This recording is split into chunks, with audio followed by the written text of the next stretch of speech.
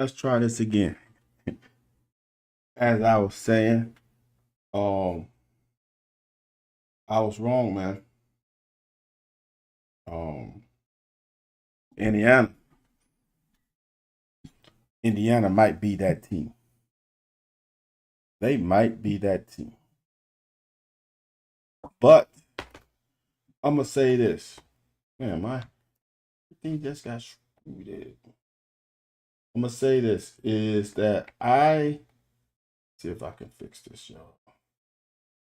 I don't know what's going on. I'm gonna say this. As I said early this year, that defense is legit and it's not getting enough credit. Um,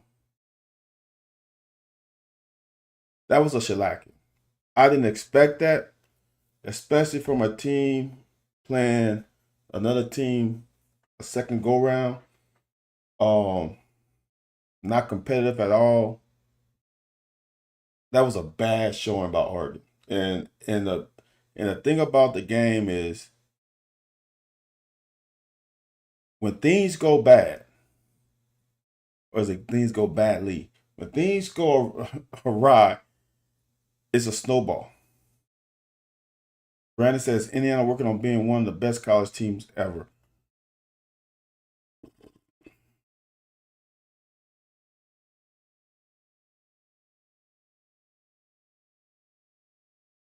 It's a good question, Brandon. That's they are definitely the best. Ooh. It's gonna be interesting, man. Because I'm telling you, this Miami team, the way they've been playing lately, they're gonna be a tough out. Here's the thing. This is what defensive line. Yeah, that Indiana team is legit. The best is hard for me to say. Maybe because I'm being a hater. I don't know, man. That's hard. I personally think that the hype is real, but the hype is also built up because IU is not a traditional powerhouse. That defense from Ohio State last year was pretty damn elite too. So recency bias, not expecting it, just like Vanderbilt, not expecting it. They are a very good team. I'm not so sure if they are the best, even in the NIL era. That Michigan team was pretty damn good too. When I'm just going through my head, Michigan, Ohio State, them are two pretty damn good teams. Um, but when you turn the ball over, man, you have no shot. What happened to Oregon tonight, in my opinion, is pick six, fumble on the 5, fumble inside the 25. Now the thing is that you become one dimensional. And Oregon was missing a couple players. They became one dimensional. When you become one dimensional, that defensive line, it's a problem. Indiana, Brandon State, they've been pretty dominant though. Yeah, but Brandon, let me pull up their schedule. You're right. You can't argue. They have been dominant. But and you can't I mean they did beat Bama by what they beat them by. Okay. So um Old Dominion, well, I didn't even watch this game. Old Dominion, they beat 27-14. That's not dominant. Kennesaw State, Indiana State, Illinois, Iowa 20-15, Oregon, Michigan State, UCLA, Maryland, Penn State, Wisconsin, Purdue. That's not murderers row. But we'll say this: these last three games they have been dominant. The last three games, well, I guess last two. You can't Ohio State they won 13-10. I'm gonna say that Penn State game. I watched that game every snap, and Penn State should have won that game. Penn State should have won that game. So they are a good team. They have been dominant in the playoffs, though. That is accurate. But mm, I don't know. gonna be interesting. My pops like your content. I appreciate that, Devin. Um, it's gonna be interesting because if you follow me on Twitter, I made a comment in the Miami game that Beck was greater than Mendoza. Let's see if Beck can prove me wrong. Is the game in 2 weeks? The 19th? Yeah, in 2 weeks. Well, it'll be the Monday. Not next Saturday, but the Monday, right? It's going to be interesting. Because here's the one thing that I think you got to look at. Mario Cristobal is an O-line coach. A damn good O-line coach at that. Let's see what he whips up for not next Monday, or not this Monday, next Monday.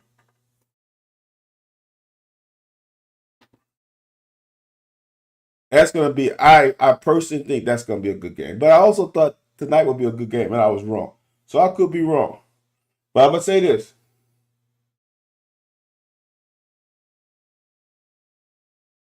This is the NIL era, and what happens when you get a star quarterback. Both these guys are 1-year portal guys. And both of them have taken their team to the national championship. That is interesting. Because back in the day, you would say that you need to develop some cohesiveness with you and the team. Obviously now, if you find the right quarterback, it actually eliminates that. Miami has done this now 2 years. What's Tyler? I gotta had a guy that I like. Tyler Mack. God, I can't think of his name now. I thought Tyler was gonna be the dude. I think he started as a freshman. And now they back-to-back years. Cam Ward and now Beck. And Indiana went from Bort to now Mendoza. So these 1-year rentals can work for certain teams when you get the elite guy from the portal. But you got to get that guy from the portal. You can't get just anybody. You got to get the elite guy.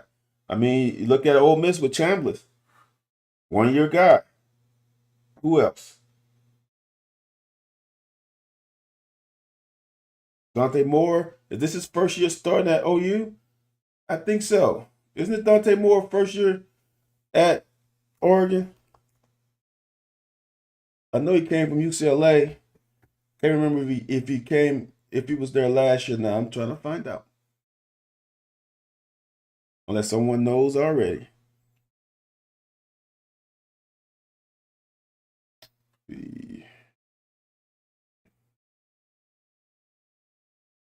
This is Dante Moore's second year at Oregon. Okay, so he's not one. But you can find a good rental quarterback, elite rental quarterback. It can be a difference. It sucks that this game was not very good. Because it would have been nice to have 2 great games in a row. But it is what it is. So I'm looking forward to this. You got a team that was number 1 for a long time this season. And you got a team that many thought shouldn't make the playoffs. Very interesting. You got an old blue blood dominant program in the 90s and early 2000s. Then you got some new blood. Can a new blood keep winning? Can Miami get back to where they were in their heyday? What, 2001, 2002? Interesting. I love it. I am an old school Miami fan. I grew up in the 80s and 90s, and they had some dudes back then. Gino Torretta, I had his poster when I was in college.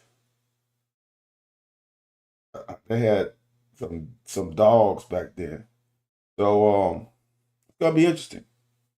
I played against IU when they were good in '93 with Trent Green. So it's gonna be interesting. I think both teams play the game the right way. And let's see if I would say this. In a way, both teams have taken advantage of opportunities of their opponents that has been issued by their opponents. Although Miami really controlled that game yesterday. It didn't show at the end, but the first half they pretty much dominated that game. Um, but they have taken advantage of getting in the playoffs, and I think it's all on the defensive line. I say defensive and offensive line. Whoever controls the trenches the most wins this game because they both have perimeter guys that can make a difference. Man, that Beck kid is I keep saying, nah, this can't be real. In every game, he comes up with a big play. That kid can ball. Um, Very, very, very interesting. Here's something that for me with this NIL era, talking about the quarterbacks, and I keep hearing something about that this money grab is not sustainable.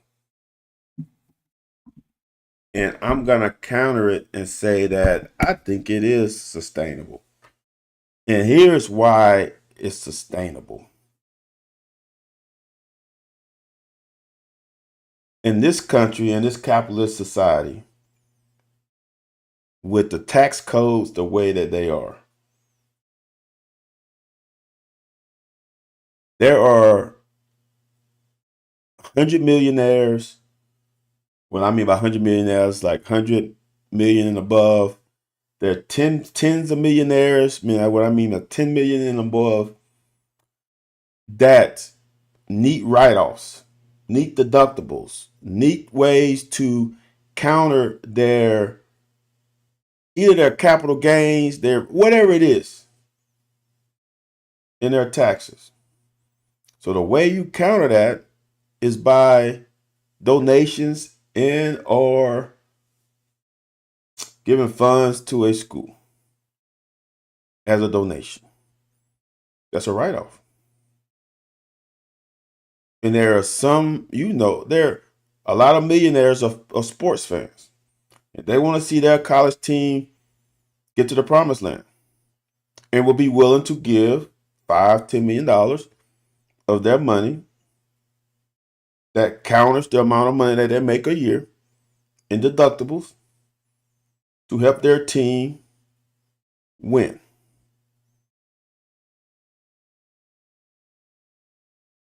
If you have a handful of millionaires, that is their ROI. See, some people think the ROI is, oh, well, tangible funds in their account. The ROI isn't tangible funds in their account for these people who make this kind of money. They get a benefit from it tax-wise. They get a benefit from it ego-wise. They get a benefit from it because now certain people can say that Van Hals gave X amount of dollars to University of Kentucky. It is a win-win. It doesn't have to be a tangible ROI like we mere peasants need. For people who making $100 million or more, $2-3 million in donations are nothing in the grand scheme of things. So is it sustainable? I understand the pushback, but I want people to understand also that for the men and women making the kind of money that the big time donors are making, they also need that write-off, that deductible, to offset the massive money that they're making a year. So the big time boosters and money makers are going to probably continue to give some money to the program. The same way that the big time money makers give money to academia. It's the same thing. This is a write-off.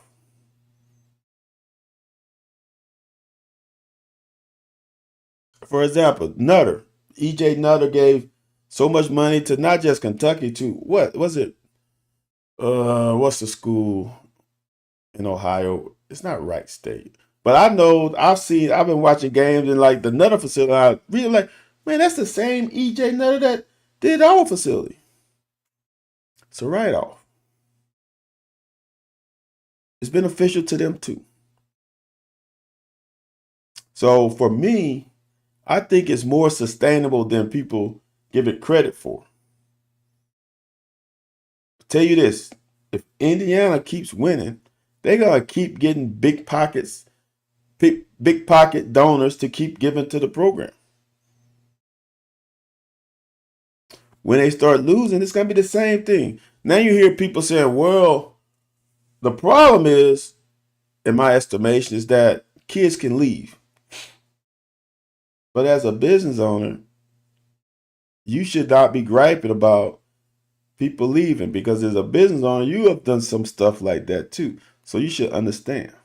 I know it's different when it's young kids doing it and leaving your institution, but I'm just saying. So for me, I truly believe that this is going to keep going on for as long as that some governing body or leadership doesn't put some hard rules to it. Until that time, like, we as fans say, why can't we be the next Indiana University? The same power brokers are saying, why can't we be the next Indiana University? Which means we got to get the right coach and give him or her enough money, enough funding to get like Indiana University. Somebody's always going to try to copy the latest trend. So if you think big money brokers are gone, now what can happen is, potentially, in this country, maybe the big time money guys pass away. And now their kids don't want to continue doing it. Or there's some struggle with the will and the kids, or the money's divided X amount of ways, and now the big pockets are gone. Now that can happen. But as a business owner, there are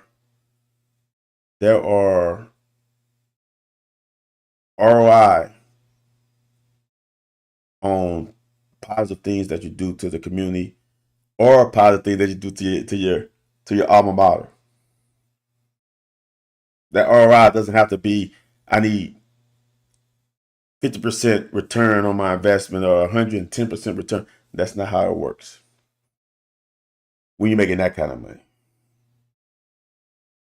So I think there is a way to keep this train moving for some. It's not viable for everybody, but none of college football is viable for everybody. When I played, there were programs giving big time money to their players. Excuse me, under the table. If you watch The Locker, Wednesdays 9 p.m. Eastern Standard Time, you have heard myself and Anthony White talk about how much money Georgia players were getting. So the sustainability issue with NIL, I think, is stronger than what people want to give credit for. Are there going to be people at certain programs pissed off because kids are leaving and they gave them NIL deals? Sure. But the big boys ain't going to be like that. But the big boys understand. You still think Mitch should stay.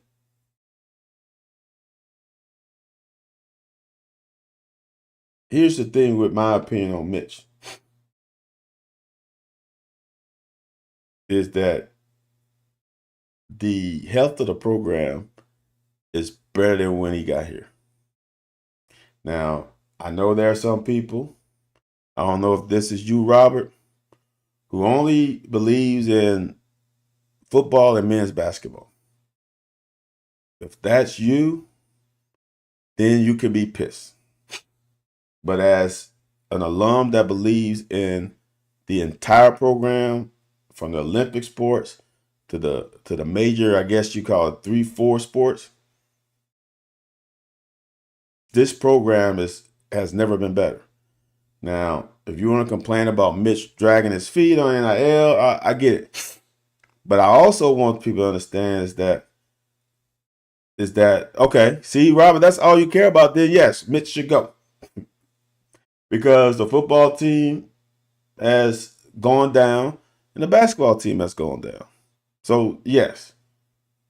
So, I can see you saying yes. I don't think that way. Here's the thing about the NIL. Not knowing all the inner workings and what's truly going on in Lexington behind closed doors is that you can talk about the NIL, but there was not, God, what's the guy from Texas Tech? There was a guy from Texas Tech that said we knew that there was a small window for us to take advantage of this NIL situation. And they got donors and they gave big time money.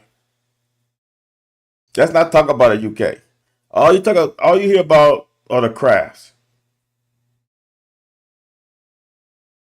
So sometimes, even though the guy up top should get all the blame, sometimes it's out of his control. If you truly believe, and I don't believe this, if you truly believe that the average fan can sustain a program, I don't think it's possible. You need big time donors, big time money to help. See, what happened is in SEC and all the big time money with the playoffs came and the BCS when we won so many years in a row, the conference was making a shit ton of money and they were able to divvy that up within their, what was it at that time, 12 teams conference. As I've said once before, in 1990, I think it's 4 or 5, the entire conference, SEC conference, made $40-some million. About 5 years ago, as I remember correctly, maybe 2019 or 2021, one of those years, the conference gave Kentucky the one entity of the conference, $40-some million. The entire conference made $40 million in 94, 95. Kentucky got $40 million from the conference in like 2021. So that helped us. Now, you got to create this money on your own. Someone has to be blamed. And BBN can blame Mitch. I don't blame Mitch. I think there's more variables. I just think people think it's easy to do, and if it's so easy, everybody will be successful. And not everybody is successful. And I would say this: if the basketball team, here's the thing. If the basketball team has not faltered the last few years, no one will be even caring about Mitch.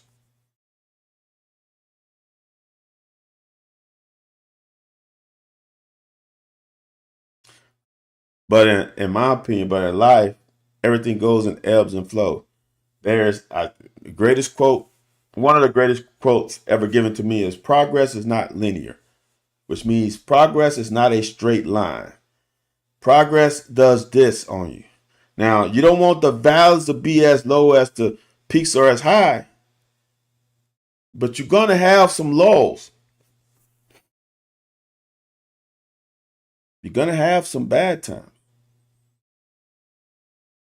Shit, Alabama won the national championship in 93, maybe?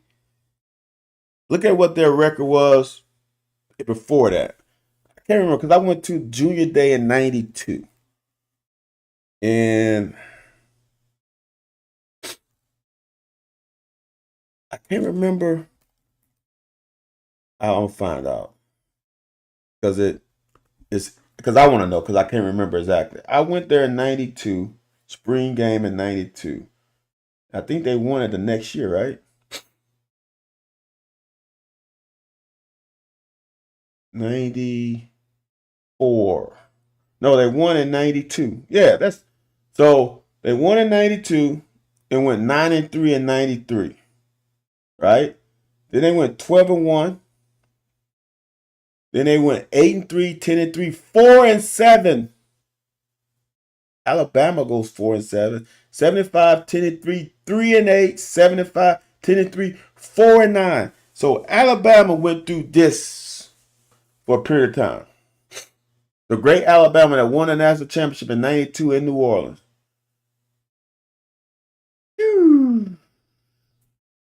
Right? But we can't go through that. LSU. I know this for a fact. The 2 years after LSU won their national championship, they won like 9 games in 2 years. I know that because I'm here in Louisiana and I heard all the bitching and complaining. They won more than that. They won 11 games. They went 5-5 and 6-7.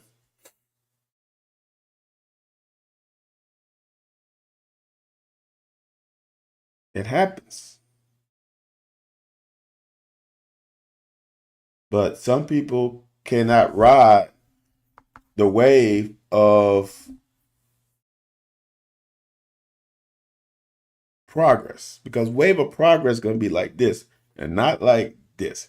Just because you go 8 wins, people expect to be 9, then people expect to be 11, then people expect to be 12. Then no, it doesn't work that way. It just doesn't. Progress is not linear. So if you look at the health of the program, and did Mitch not hire Mark Stoops? 2 10-win seasons. Now, if you want to be mad at somebody, be at Coach Stoops for flirting with Texas A&M. That wasn't on Mitch. And I say this all the time about the damn contract. It makes no sense for people to complain about the contract. Because Mark Stoops had all the leverage. Can you imagine how pissed off y'all would have been after 2018 and Mitch lets Mark walk because of money? Mark had all the leverage, and rightfully so. His contract was his contract. For a guy, if people complain about, well, it's 12 years, that's why Mark got to be one of the highest paid head coaches because he's been here so long, elevating the program to some place that has never been thought of. Mitch hired John Calipari. Some people say, well, he was forced to hire him. Whatever. He's the guy who signed off on it. He hired Kenny Brooks. He's hired Will Stein. He hired Lonnie Green. You don't know who he is? He's Kentucky track coach. Track program has been damn good. Are you going to have some warts in there? Sure.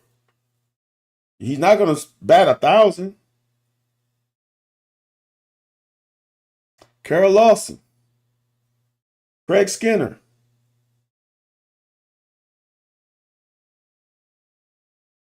All these programs have been elevated.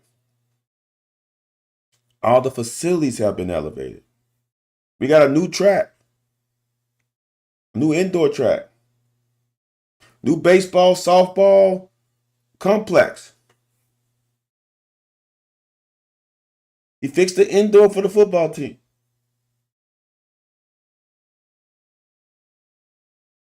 Like, all that matters. All that happened under him. The Joe Kraft Football Center. Like, I mean, it is what it is. Should Mitch be gone? I don't know.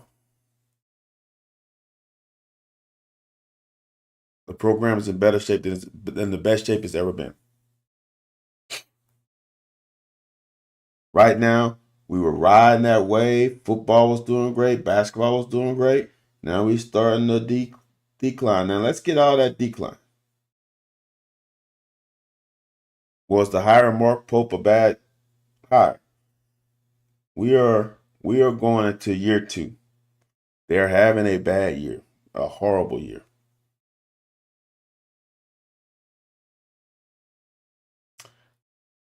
I would say this: Kyra Elsie had a bad year and won the SEC tournament with one of the best players in UK women's basketball history, and Ryan Howard. Runs can be made. I don't know if this team could do it, but I also didn't think that Ryan Howard team could do it either. So, as I always say, I should make a T-shirt. Let it play out. Let it play out. But when things go bad, man, it goes bad in a hurry. It goes bad in a hurry. Boy, people find fault with everything. A grain of salt becomes a little bit bigger, then it becomes an avalanche. So we need to get a win. What's tomorrow? I say this: the women need to win tomorrow on Sunday too. Ooh, you don't want to lose 2 SEC games in a row. Ask LSU about that. Now, I will say this: the game against Bama is reminiscent of the game against North Carolina. No, against Maryland, not North Carolina. Why I want to say North Carolina State against Maryland, wherever they were in Puerto Rico, wherever that game was. They didn't play well. They did not play well in the second half against Alabama. They need a big bounce back at home against Oklahoma. A big bounce back. But this year's women's basketball season in this conference is going to be the toughest probably in a long time. You got a lot of teams. I don't think you're going to go undefeated in this conference. I think the conference winner probably going to have 2 to 3 losses, which I don't know if that's happened in recent history in a long time. South Carolina usually rolled through and maybe with 1 loss. I think this year it's going to be 2 or 3 losses. It's going to win conference. I still like where we are. Hopefully, Key can come back in a month.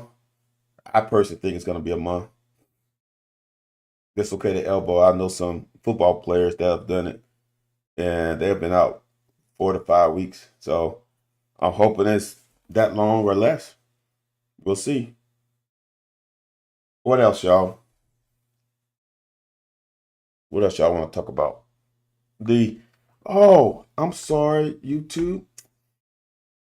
I miss all of my YouTube people. My bad. I knew, man, it got off of here. I'm sorry, y'all. I'm coming back to you. I know I'm late. Um, should be a good game, but tonight game was gonna be also seemed like how you had did it with the damn. That's good, Brandon. Any thoughts on Qantas sitting out tomorrow? So here's Qantas. This is what to me, JQ. People's wondering why JQ didn't play at the end of the last game. It might be something that happened. That might be the reason why he's not playing tomorrow. Yeah, I think Peter, but I don't know about salary cap, but something needs to be done. No coincidence. IU and Van have more money than most, and they're making it's no coincidence. I still don't think Vandy. See, this is the difference between IU and Vandy, in my opinion. Peanut butter is that Vandy admissions are harder. Is Vandy going to lower that admissions? Exactly, Brandon. As long as college football is making money, it's sustainable. It's definitely sustainable, man. I apologize, y'all. I missed a lot of YouTube comments. We can't be out here because we don't have like a dozen videos. Exactly, Peter. But peanut butter is now coming to the dark side. Alabama players got cars back. Look, y'all. I went to Alabama's junior day. Alabama, and it seems like a small thing, but for a young man, it's big. But some young men coming from certain economic situations on road games, you have to wear suits. So now, how are you going to find a suit? Where Alabama, I don't know, it's the basement, or whatever. They had a room full of suits. I don't know if those suits were given, how they were given, but there were a room full of suits that athletes could go and get them a suit for the season to wear if they could not afford it. Seems little. But if you got someone who's furnishing suits, can you imagine what they're furnishing to the big time players? As uh, Kendrick Jones said, Alabama players got cars back in the day. Kendrick, I think they got more than that. And to be a successful team, you got to have X and O's, correct money investment in the Jimmys and Joes. I'm going to say this, Brandon.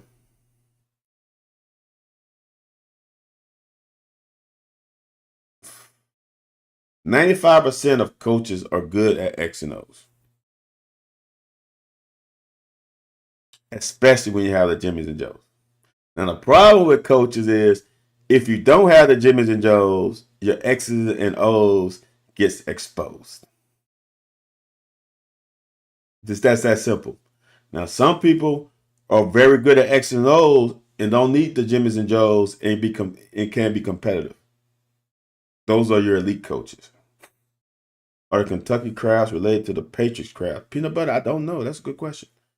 I seen Ohio State sign a similar deal for NIL like UK. Brandon, who was it? Was it Utah? Utah State signed a deal with a company. I thought it was Utah because I remember it being red.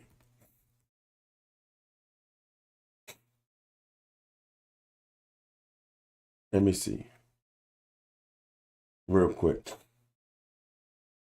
Yes, Utah signed a private equity deal. So yes, so we're not the only one. Indiana has Mark Cuban. Wouldn't be surprised they may. Indiana has more than Mark Cuban, peanut butter. That's the crazy part about it. Mark Cuban is just the face that some people know because of his I don't know his Dallas ownership, being on Shark Tank, all that stuff. But there's more than just Mark Cuban. UK basketball coach go great, good, drunk, Ruben, Rob Hall, Sutton, Patino, Tubby, Gillespie. Oh, next coach Beard then. I don't think Mark Few is coming here, y'all. I heard Mark Few has a little bit of drinking problem. Pope just got greedy instead of getting players that got peanut butter. You might be on to something. You might be on to something.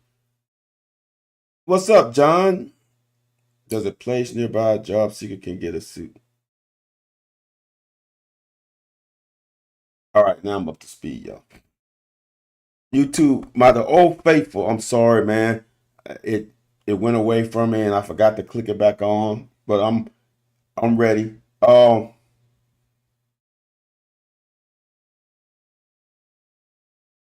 I don't know, man. It's crazy. I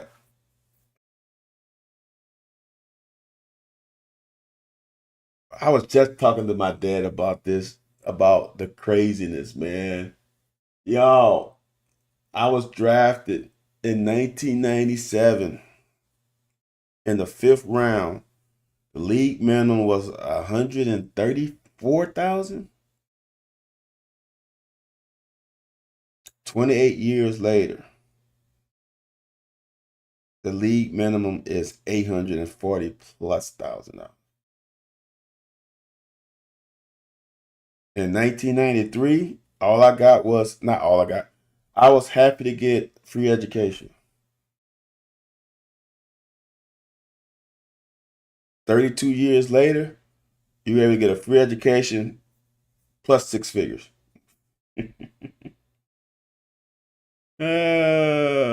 What did you think of Oregon offense calls against?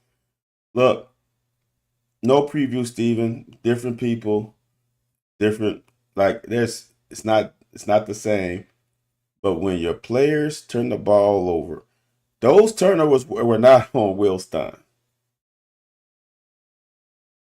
You had a interception and 2 fumbles that are on the quarterback. That's not on Will Stein. And I don't think this performance is going to hurt Stein in recruiting. If you really think one game is going to affect a kid's decision, that's not how kids work. That's not how kids work. There's more to it. I will say this. See, and that's what people are going to say. Now we're going to harp on Will Stein's offensive performance in the semifinals of the college football playoff. The semifinals, he's one of 4 offensive coordinators that is still playing right now, or was still playing. And if you think that this one game is truly going to affect when other guys are sitting at home, no. What's going to happen is that he's coming into a rough situation compared to where he's been, to where he's coached before. He coached in the state of Texas. High school football's unbelievable. High school football's unbelievable in Texas. Just like Louisiana, some of those kids don't want to leave. So UTSA was still able to get great athletes. With the Oregon, we all know what Oregon does. Phil Knight, all the bling bling and all that aura. Now he's coming to Kentucky,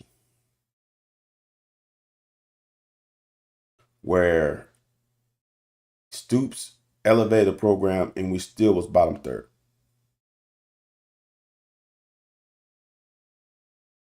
Don't expect many Oregon. What's up, JD? Don't expect many Oregon players to come. They made an agreement not to post up. JD, I'm gonna tell you this. That's bullshit, JD. And I know you got inside information. I know that was what was said. I'm gonna say this, JD. The majority of those players at Oregon did not want to come to Kentucky anyway. I'm just gonna be real. If I'm at Oregon and I have Dan Lanning as my head coach, but I'm at Oregon where I can get any Nike gear that I want. I play in a situation where the fans are great fans, but they're not crazy great fans. You are revered in that college town. And that to me is the college towns of college towns. Like, it is hard to get to Oregon. Extremely difficult to get to Eugene if you've ever been there. It's some great golf in that area, but it's hard to get there. You are beloved in that community. I don't just see players leaving there. How many Oregon players leave anyway? I know some leave, but I don't think they're coming to Kentucky. Will Stein doesn't carry that kind of cachet. I've said this before. If Will Stein was at UTSA and he was the Jeff Traylor of UTSA, he was the head coach and brought that program to some prominence, then he could poach a lot of those players to come to Kentucky because they're at a lower level, and to come to the SEC would be great for them. There is no leaving Big Ten football to come to the SEC. That's just me. Me looking at it from a former player's perspective, I don't see the advantage of me following Will Stein to Kentucky. So, I could be wrong, but I just don't see it happening. Miami has a shot, but they better play clean, sound football. Indiana will make you pay for mistakes. No doubt, Joseph. But here's the thing. I feel very strongly that Miami's O-line is better than Oregon's. I feel very strongly that Miami's run game is better than Oregon's.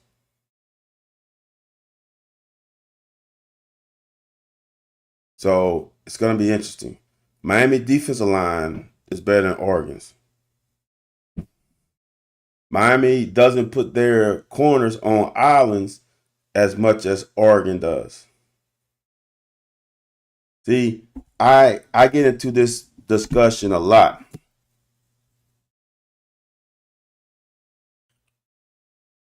Do you want to play press man? Or do you want to have someone not beat you explosive, but beat you with multiple plays in succession? I want to see, can your offense go 12, 14 plays consistent? That's me.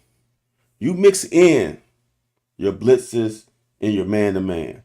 But to put guys on an island consistently is a problem. Miami has a power front and a swagger to make it. JD, I don't think it's interesting anymore. I wasn't high on Miami going into it, but they got something right now. JD, and they're not going to be scared. You're right. Miami has something right now. They are peaking at the right time. And it's interesting, this is something that is not talked about enough probably, is that Miami didn't have to play that extra game like everybody else. Indiana had to play an SEC Conference Championship game. Indiana had to play, like, these teams had to play extra games. Miami didn't. They rested. I think that plays a factor. Now let's see, does that extra game in the legs of IU come into effect on next Monday?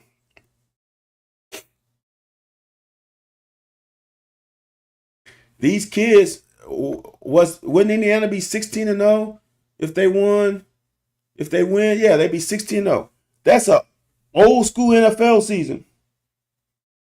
College football now is playing NFL type thing. It's crazy, man. I think everyone up to this point thought they have something better than Indiana, but scores show otherwise. Indiana, y'all, I've said this on the how many weeks ago. Indiana's defense is the reason why they are this good. I've said that weeks and weeks and weeks and weeks ago. Who did I watch him play? Who did I watch Indiana play? It was one of the not so good teams. Was it Illinois? It might have been Illinois because Illinois was on a run. Wasn't Illinois undefeated at that time? They were 3-1 at that time. It was Illinois. I watched them play Illinois, and I'm like, yep, they were 3-0 at that time. That's the game I watched. I'm like, this defense is so. That was week 4 or 5, week 4, and their cohesiveness in pulling on the same rope with communication and IQ was crazy for me. And I'm like, that's why they're winning. And they kept, look, this defense, Indiana's defense, let me see the most points they gave up this year. I think it's like no, that's just 14. Indiana gave up 20 points to Oregon. They should have lost to Penn State with 24. They only had 2 teams score 20 points on them. They had 1, 2, 3, 4, 5 games a single digit against them. And then they had 3 games of 10 points on them. That defense is getting it done. This is a defensive team. SEC should play first 2 out games to try to get one in. I estimate at least half of the national championship before college football playoff wouldn't have won it all in a 12-team playoff. That's interesting, peanut butter. That's an interesting one. Before college football playoff, half wouldn't have won it all. Ooh, that is a good one. Let me see.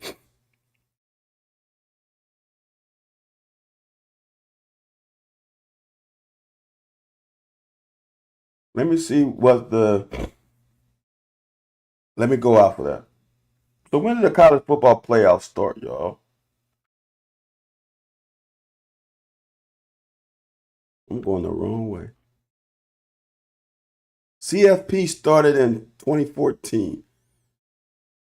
All right, y'all.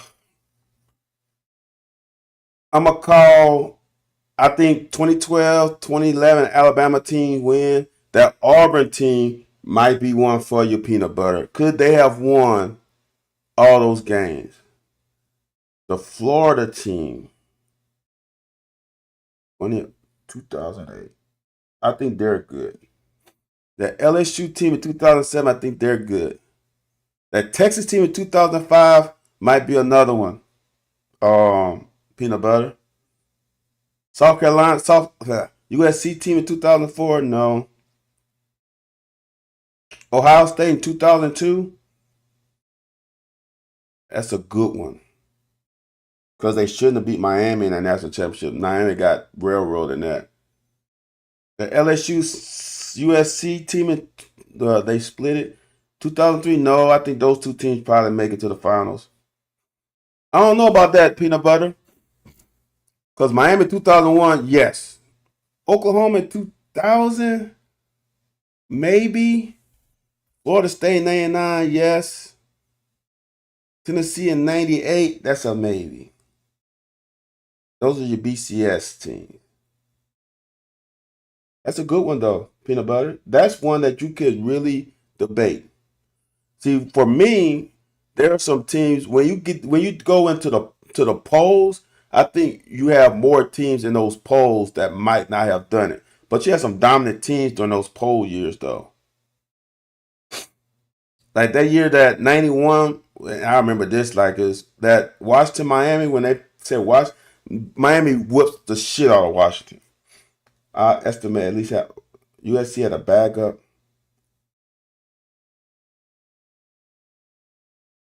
Yes, that was. I think that was the first. I think that was 2003. I think peanut butter wasn't that the year where what was the guy that took the Patriots to the almost to the playoff when Brady got hurt. So yeah, they had some great teams. I don't know, peanut butter. It's got me thinking though. I don't know about half. Now, I will say this. From 98 to when did the playoffs start? To 2014, I don't think that's half. Now, from 97 on, you might be right. Matt Castle. Thank you, peanut butter. From 97 on, I think you have a greater argument with half. Because those polls were totally whatever. I don't trust them. Because teams did not cross pollinate like they do now. Um, so I would agree that for 97 into years prior, you might be able to get half. But from 98 on, I think the teams that were national champions, I think the majority would have won in a 12-team playoff. That's like to me. That's why I'm not griping over Notre Dame not being in it. I don't think Notre Dame gets to the finals.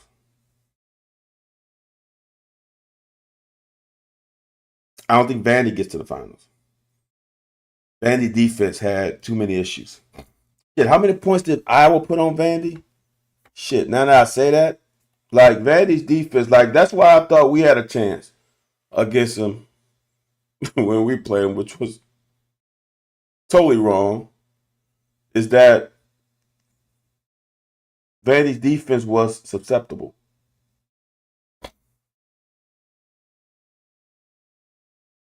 Come on, man. Where I will put up 34 fucking points on Vandy, and I was that probably their biggest output of the year. No, they put up 41 on Minnesota. Maybe not as crazy, but I was not putting up a lot of points on people.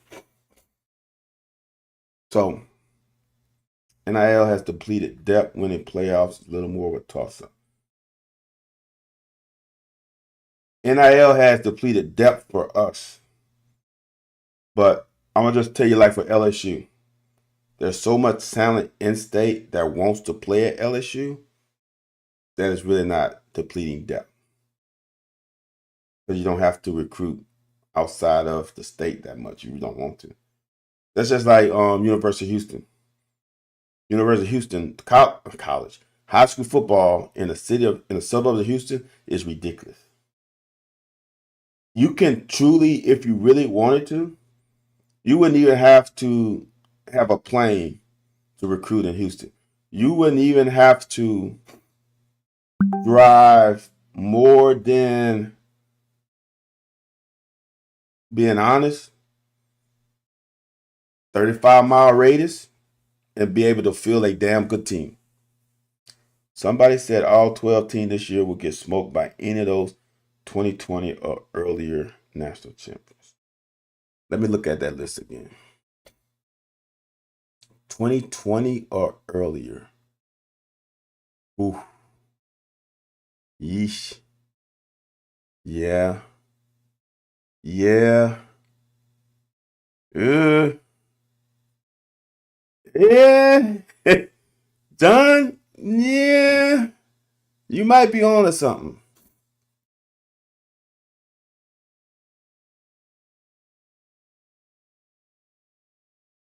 You might be on to something.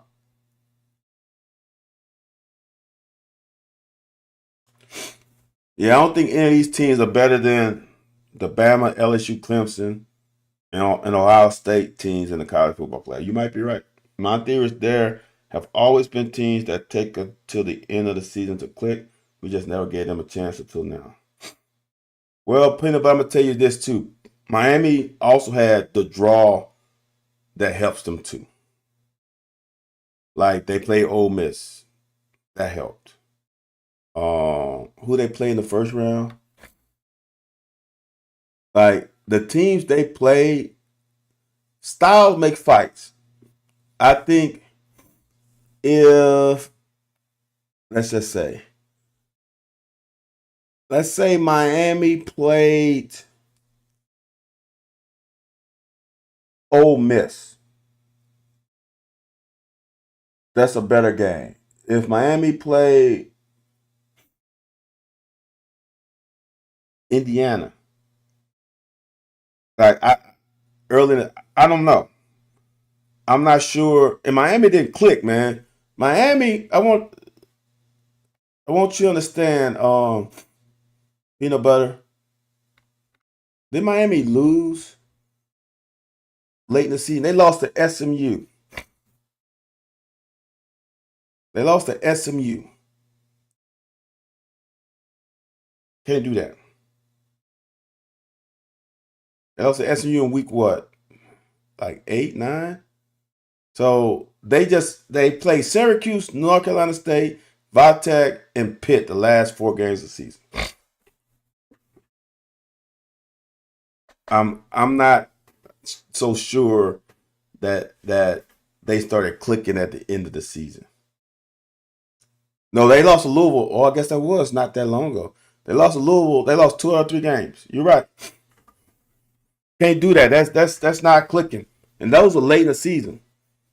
So I'm not sure if that was a click. I think they played the right teams and they got some momentum in the playoffs. Indiana, the most dominant team since Burrow. That's probably true. But I'm not gonna argue with that too much. LSU won in 19, right?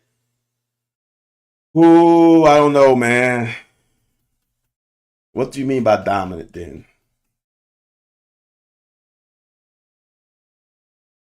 Which Georgia team had all those good defensive linemen? Was that 2021?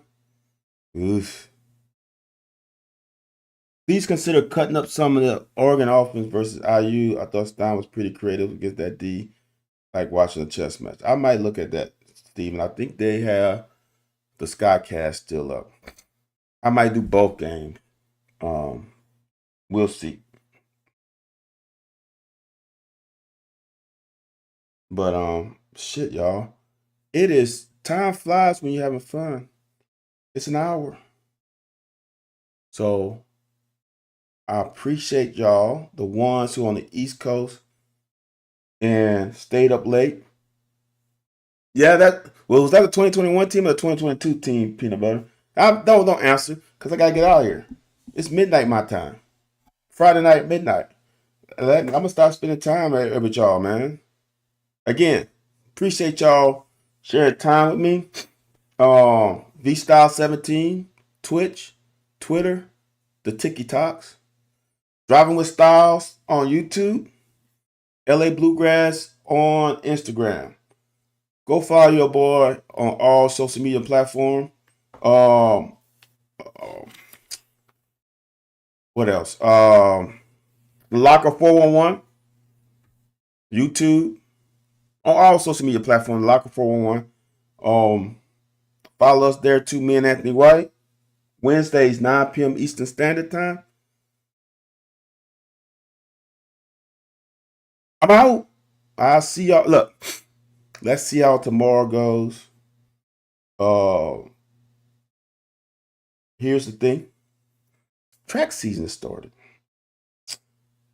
Was the Rod McRae Invitation at Louisville? If you are a true fan of Kentucky sports,